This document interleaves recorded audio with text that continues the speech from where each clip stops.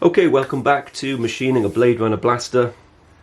In the last video I made the catch, the latch that holds the cylinder firmly in the body. Now we're going to make a non-functioning thumb release that the original would have had. You'd have had a little thumb release here, that's what this little cutout is for, and then you'd be able to push that and then that would allow the cylinder to be released. But we don't need to do that, it just needs to look like it could be functional. So I've had a little look at some drawings of what the original would have looked like on the Charter Arms Bulldog. It looks like it's around, overall, around 18 millimeters, probably a thickness of around 10 millimeters, and it's rounded on one edge, and it has these grooves all the way along for your thumb to grip, and then it has an elongated hole, and then that is also milled into a recess, and then you have a slotted screw that goes in there with a washer, and then that allows it to have some lateral movement in order to push the pin out.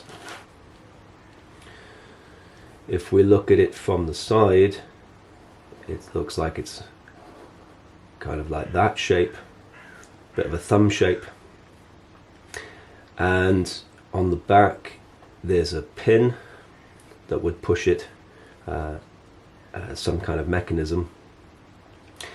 And I think in order to get the grooves on the mill, we can simply mill this into steps that follow roughly the correct profile.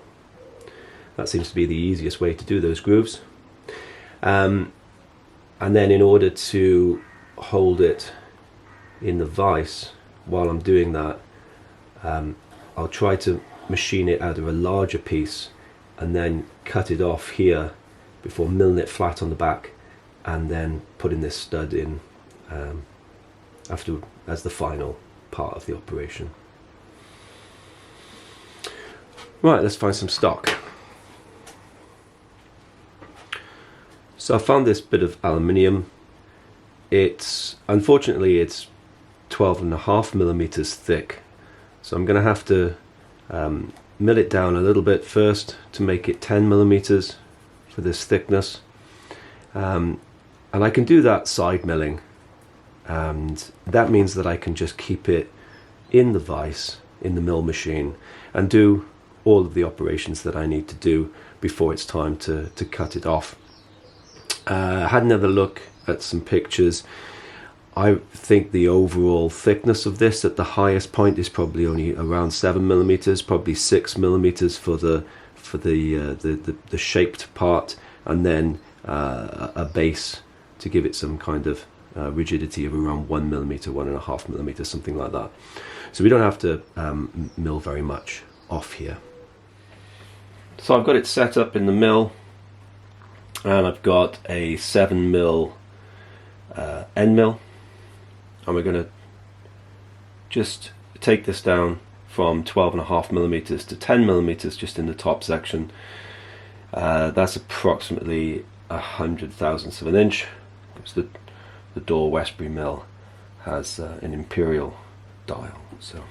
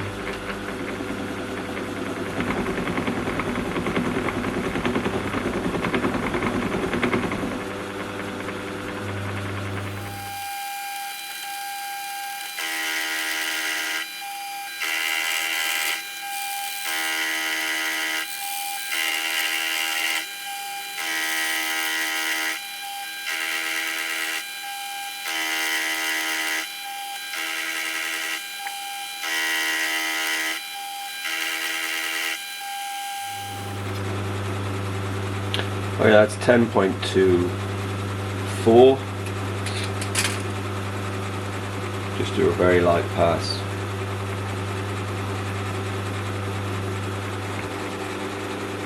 Just to get a nice finish.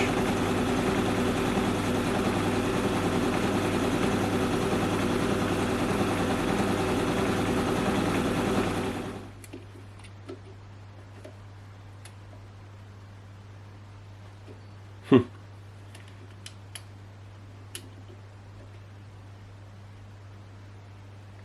9.99, but it's not critical, it's fine. So without changing anything, I'm just going to clean up this top face. Even though that's going to get milled away, it seems sensible to start with something that's nice and flat.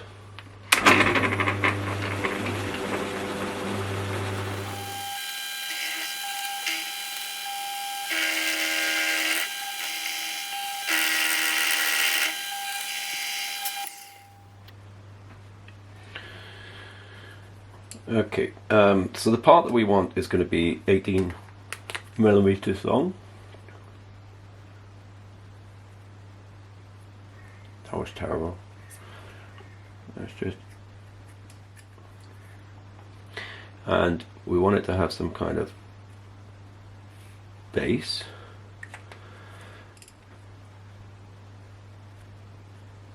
Roughly shaped like a thumb. And then the idea is just to cut steps in it, broadly following that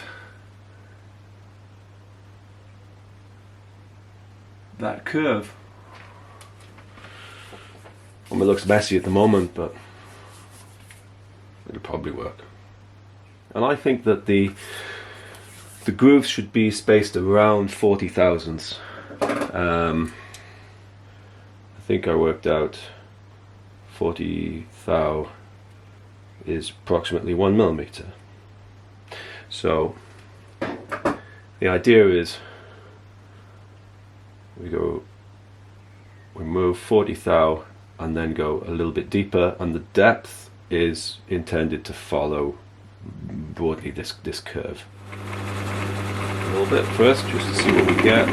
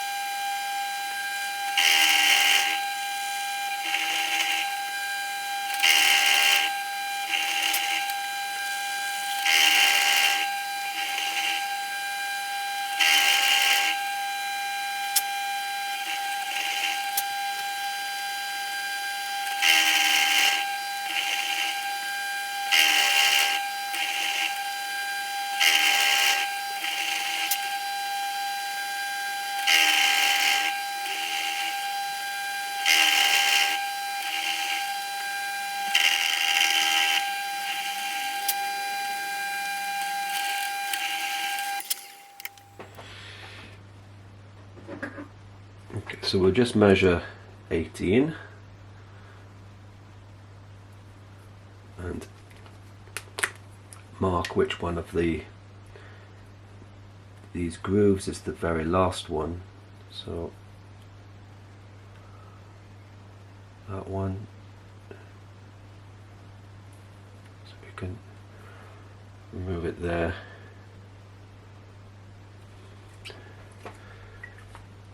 And then we just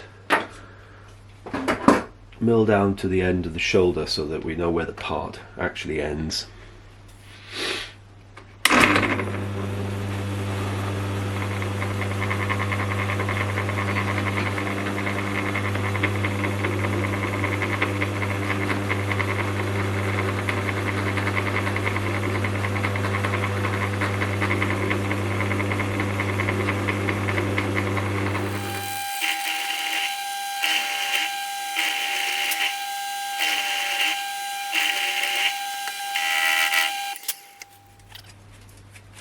Okay, right, there's our part.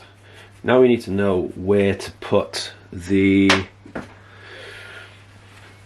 hole.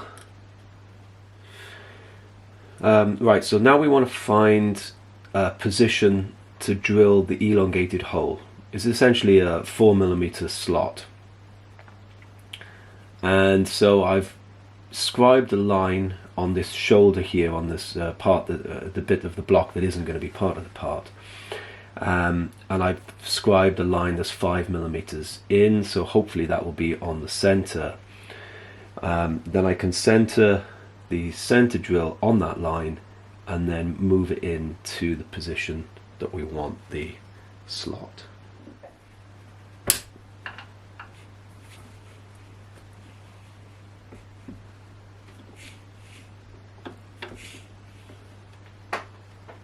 That seems pretty good. Let's put it here. We'll lock the carriage. Let's just go for it.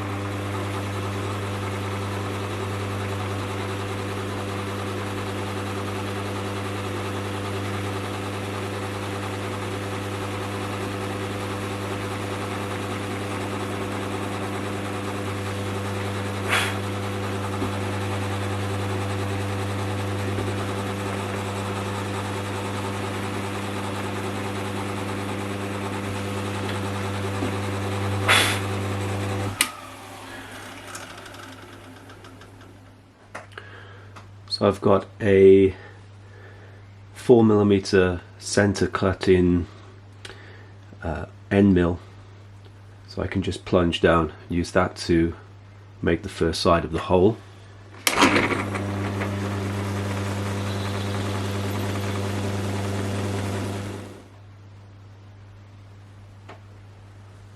So that's 1mm in the one direction.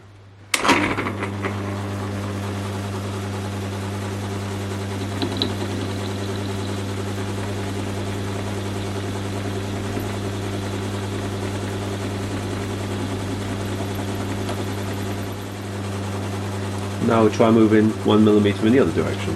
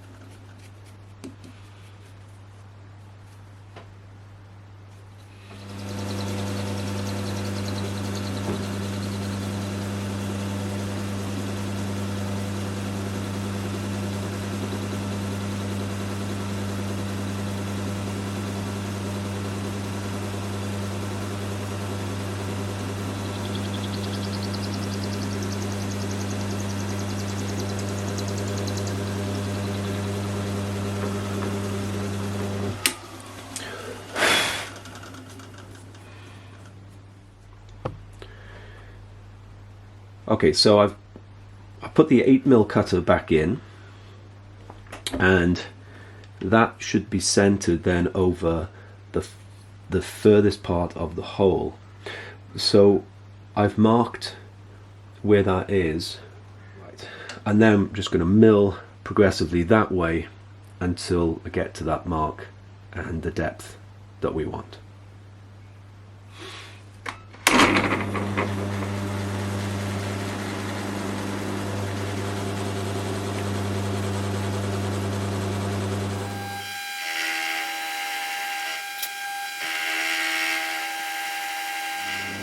Okay, that's what I wanted, just until it took all of the teeth off that lowest part.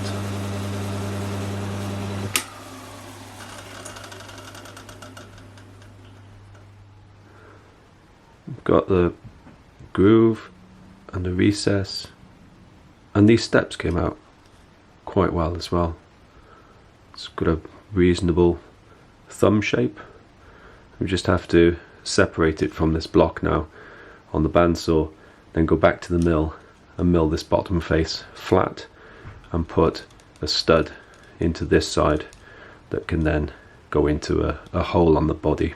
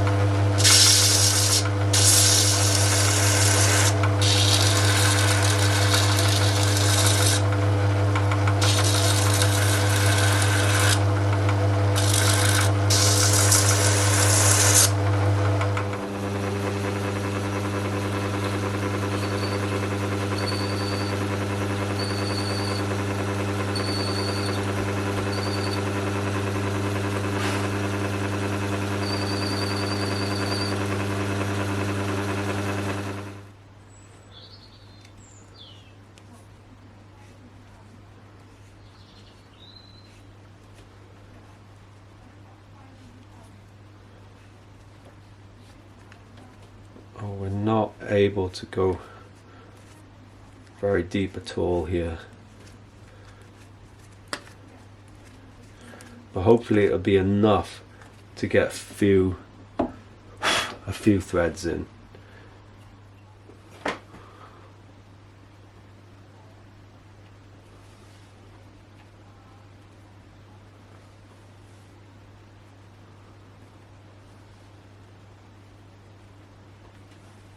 Okay, I think that's going to work. If I cut off the excess threads here, just so that we have enough to thread into there, and then this blank part of the bolt can act as the pin that goes into the body. So off camera I just took one of these bolts that has a blank part there and just cut it off either side of that transition. So we end up with something like that, and that's just got 2 threads on the end, which is enough to just get it into that hole there. So I think we're okay. Now the next thing that we need to do is to make a slot for that stud to slide in, and also a tapped M4 hole so that we can screw this part into the body.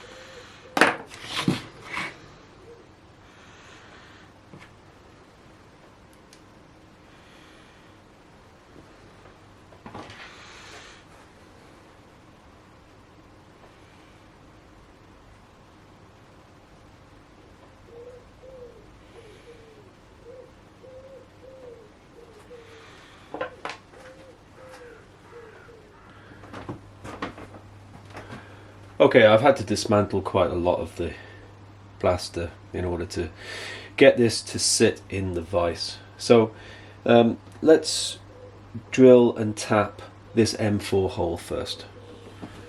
So let's just see if we've got the... Yep.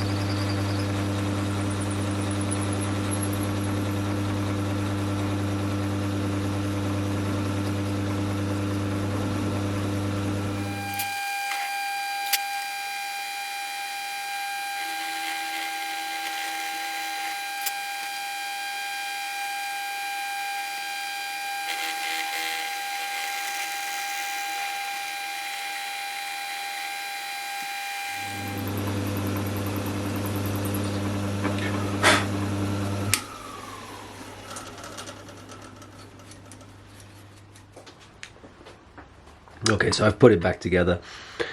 and this bit fits on here, and then ideally we'd have a slot headed screw, quite flat, but I don't have one at the moment, so I'm just going to put an M4 socket screw in there. I'll have a little think about what's next, and then I'll see you in the next video.